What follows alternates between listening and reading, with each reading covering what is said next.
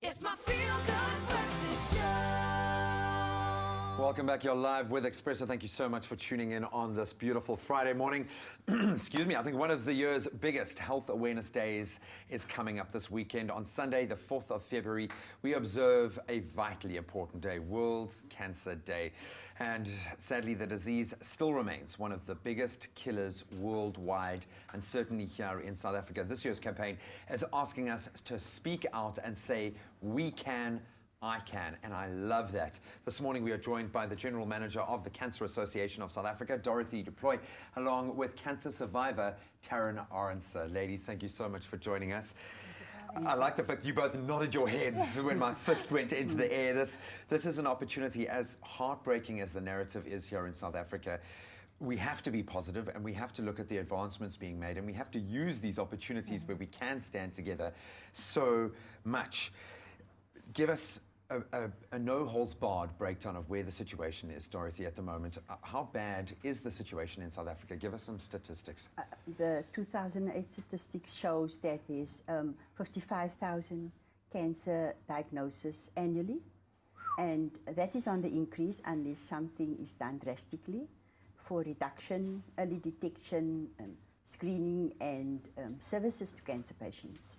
And I think that this year, the tagline, I can, we can, is us taking it up with communities and cities globally and saying that let's take hands, let's see what I can do, what you can do, and what we can do to reduce our risk, to create platforms for lobbying and advocating for affordable, accessible services for cancer patients. That's a big issue in South Africa.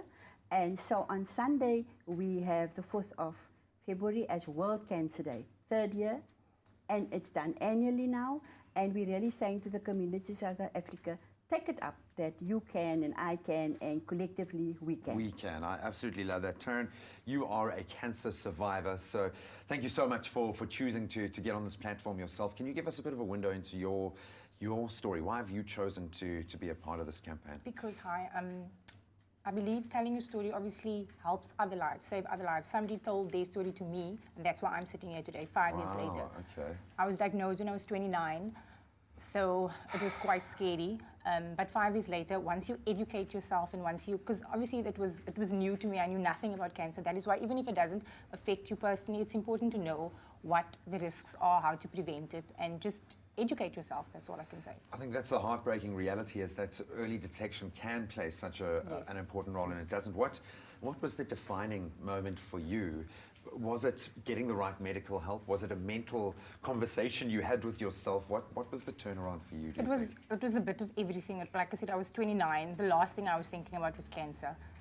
You always think it can't happen to you. It happens to everybody else besides you. So it was a bit of everything. I must say, I'm the kind of person that takes every negative and turns it into a positive, and that's what it has been for me. Oh man, and that's, I think, a model to put it out there. You can see Expresso using our platform, and we love the fact that we've got a massive viewership who are very active and want to be involved. Dorothy, when you say it's time for us to stand together, what can we do? How can people help you?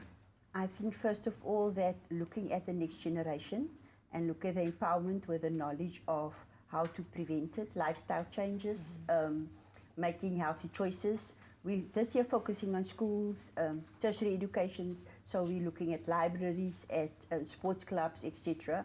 And I think that collectively, if we stand together and lobby for cancer to become higher on the agenda of decision makers, so that more budgets are made available for screening, for those that is affected and those who are at risk, affordable, accessible medication.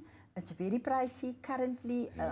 It's kind of out of the market, so that the cancer patient who needs it sometimes cannot cope financially with the burden of this diagnosis. Well, we will continue to put out all of the details, and we are behind you. We do stand with you, so thank you so much for joining us, Taryn. Thank you so much, for using this platform. As I said, it's going to help a lot of people out there, and we love the work that you're doing, and let's make every day Cancer Awareness Day, especially this Sunday. Let's really capitalize. But ladies, thank you so much for joining us this morning. Thank you for the invitation.